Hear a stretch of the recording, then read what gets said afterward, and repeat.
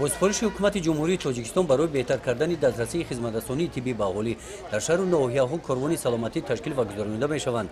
طبق نشر چهاربینی‌های وزارت تندرستی و حفظ اجتماعی اهالی جمهوری تاجیکستان روز 13 ماه می کاروان سلامتی به شهر کولاب آمد.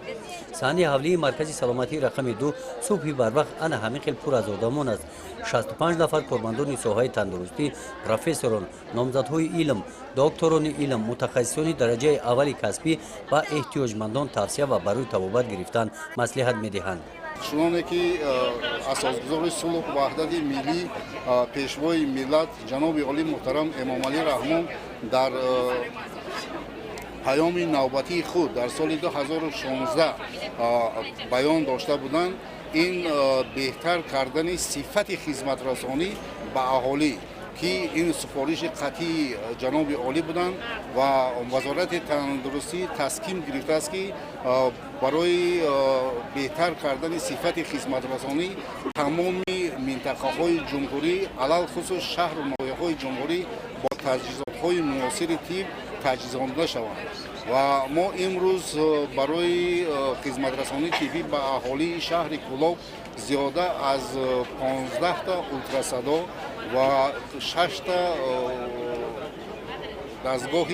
برقی فعالیت دیر میسنجیدگی و لابراتوری سیاره که از طرف حکومت جمهوری به ولایت تقدیم گردیده بود که تمام تشخیص‌های ضروری را در مدت کوتاه‌ترین با بیماران پیشکش می‌کند. بغیر از این عکس رنگینی برای دریافت کردن بیماری‌های سیل و برای بیماران احتیاجمند گرفتار بیماری‌های خون ماشین‌های